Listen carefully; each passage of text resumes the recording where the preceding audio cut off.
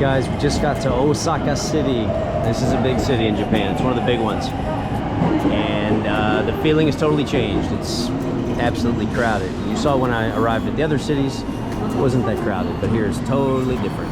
But you guys are in for some interesting things. We're gonna go out and have some fun. We're not here for a long time, but we're here for a good time. And this is one of the downfalls about coming to a place you're not really all that familiar with. You just feel so disoriented. I'm kind of just fumbling around. I don't really know where to go, but that's part of the adventure. We'll figure it out. All right, just what I desperately needed, the subway map.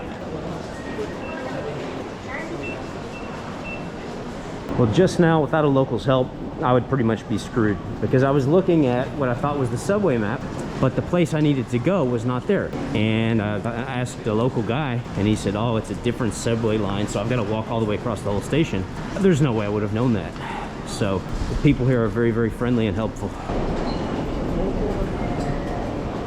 Would you believe that the guy who told me which subway line I need to take, because I was going to take the wrong one, would you believe he walked all the way across the station to find me to make sure I was able to get the right ticket? That's what the guy just did. And we talked for about 5 minutes. I wasn't sure if he was going to take the same train, but I thought not, and he wasn't. He specifically came all the way over there. That's a far walk. Just to make sure I was okay. You don't get much nicer than that, so I'm beyond impressed. I'm beyond grateful I met that guy. Didn't get his contact information. I probably should have, but you know, he already gave enough time to me. I didn't want to hold him up anymore. So yeah, this is the line I need. I arrived at Osaka Station, and when you connect with the subway, it's called Umeda. I didn't realize that. So apparently Umeda Station is the same as Osaka Station.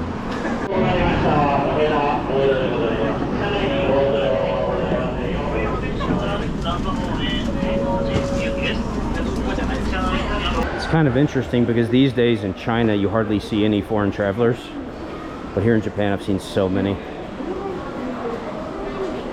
Look at that, more and more. In China these days you hardly ever see foreign travelers.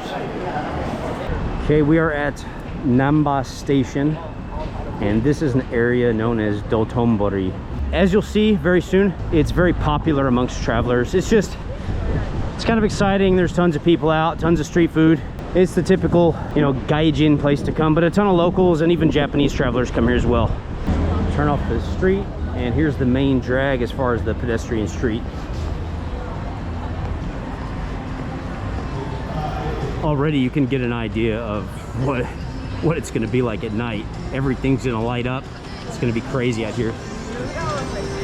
And the main thing for me is just have a little fun and eat a bunch of different foods. Yesterday was an epic fail as far as food go. I had McDonald's for brunch and McDonald's for dinner.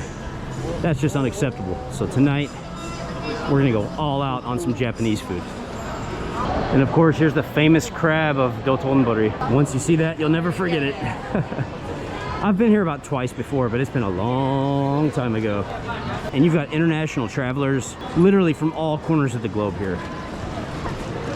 It's really a mixed bag. Just walking down the street, you see all different ethnicities, all different nationalities. It's good to see. There used to be parts of China that were like this. Not anymore.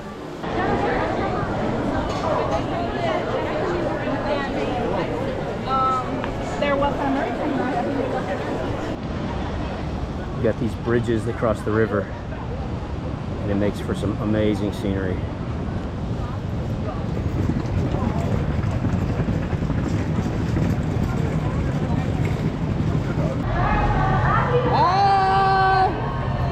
Hi!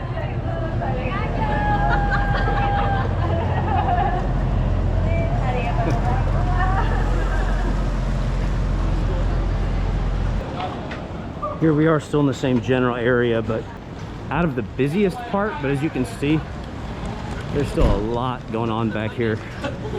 My hotel is actually in this area, so I'm right in the heart of it.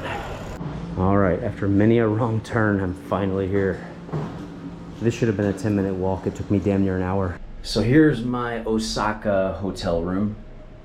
Again, it's pretty small, but it's not that small. It's big enough. Clean. Nice bathroom.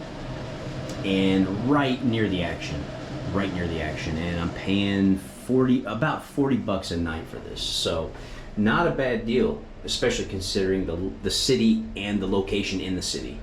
Well, here it is, everybody. The calm before the storm. Because I'll tell you what, that gyudon that I had this morning, well, it's starting to fade. Actually, it started to fade a few hours ago, and I am starving. But that's by design, because tonight we've got to try a lot of different foods, and I need an appetite for that. So we're gonna try a bunch of different street food, and we're gonna try to make this the ultimate food experience. Now, for some of you Japan vets out there, I will probably fail epically, because even though I lived in Japan for a long time, I never really went too deep into Japanese cuisine. I liked it, but I usually stuck to the same stuff, you know. I didn't really get out there and try all the street foods and stuff. So today, we're gonna do it. Hotel Celine. Just hearing that name, you gotta think that's probably a love hotel. And just to show you guys that I'm not jipping you, we're starting from the top. You can see it's kind of just a quiet street, but look what it becomes.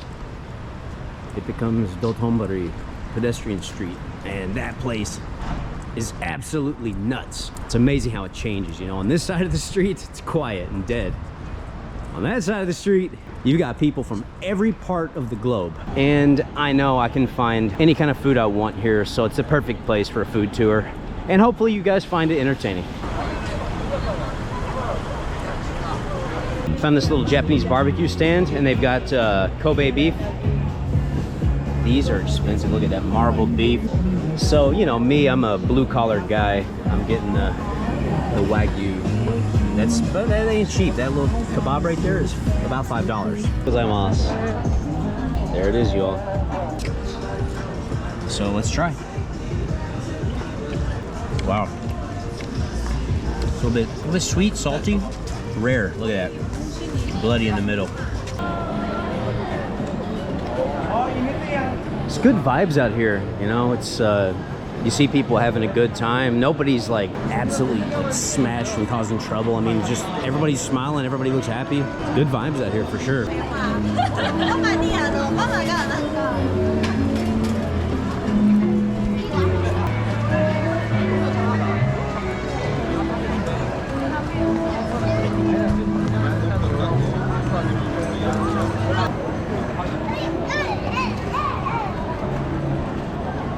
Now over here they're selling an Osaka specialty. It's called takoyaki. It's like little dough balls that are kind of wet-ish and mushy in the middle with octopus.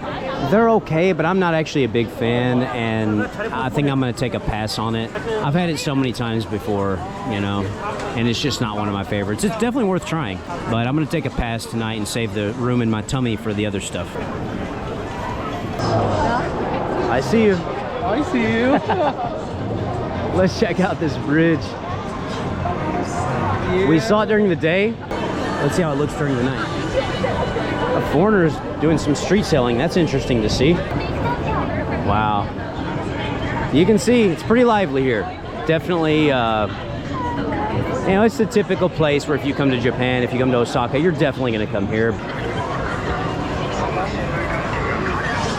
There's lots going on, plenty of good food, and it's interesting, you know.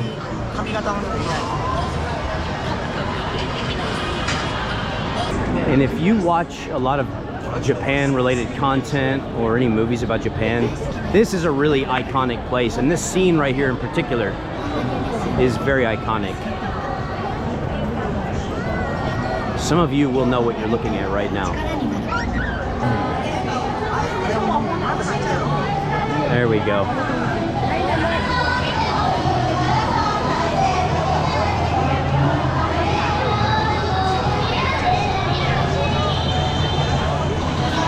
It's actually kind of interesting. I was just walking on the street and these two girls in front of me, they were speaking Chinese. They don't know I can understand, but yeah, her friend just ditched her, but yeah, they're Chinese. There's so many Chinese people here.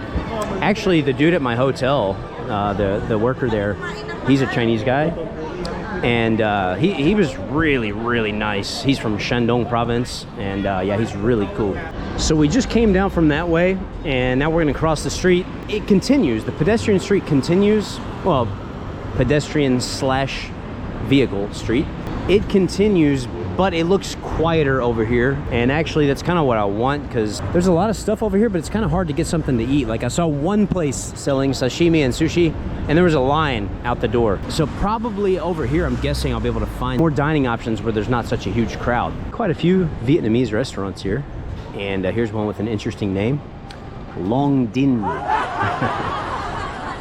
Vietnamese cuisine. So I'm on this quiet side of the street, and I found this little place that's just hot. It's happening.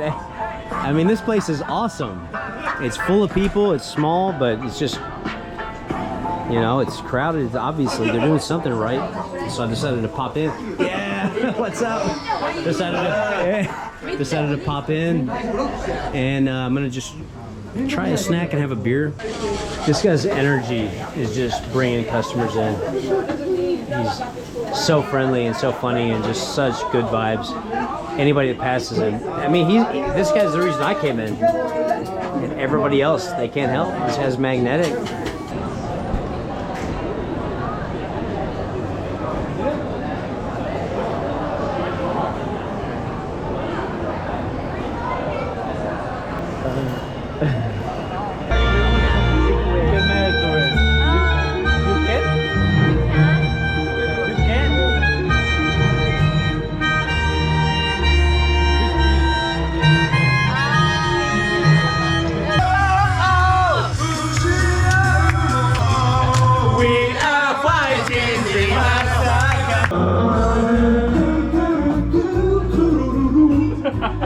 You got it.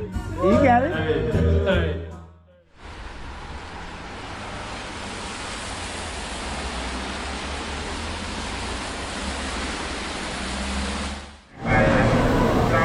Morning rush hour. It's so crowded. I mean, so crowded. Shoulder to shoulder. Well, for the first time during this trip, and the only time, I'm taking the actual Japanese bullet train. It's called the Shinkansen. And this is it. Obviously, it's pricier. It's the priciest of the options, but it's also the fastest.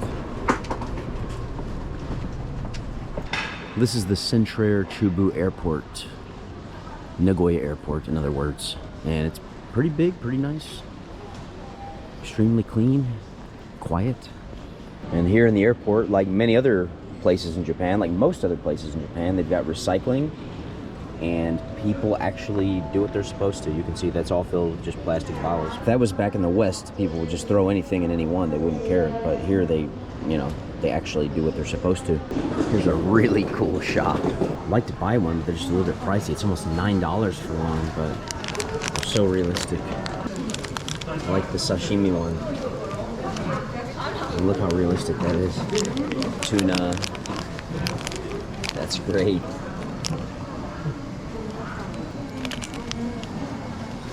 This is a really nice airport. You're in here, but it feels like you're almost outside in a kind of one of those like outdoor shopping centers or shopping malls or whatever. And a pretty good food selection too. You guys might be able to hear my voice, but I'm kind of feeling it today. I had a little bit too much fun last night, let's just say that. Ended up meeting some cool people. They're in Osaka, and we just started slamming beers down, and next thing you know, I was pretty sloshed. Had a good time though, but I'm definitely kind of paying for it today.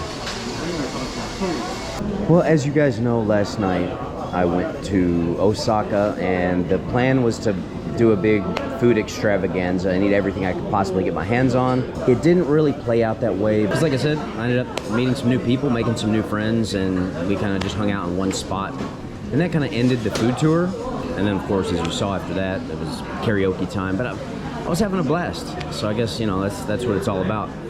So before I go, they've got, you know, these little restaurants here in the airport, and I didn't get enough seafood while I was here. You know, you've got to do like sashimi and all that kind of stuff. I didn't really have a chance to do that much.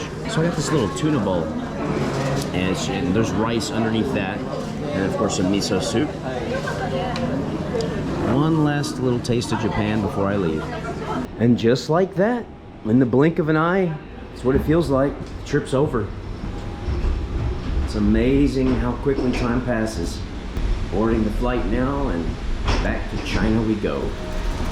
So hope you guys enjoyed this video. If you did, make sure to like, comment, subscribe.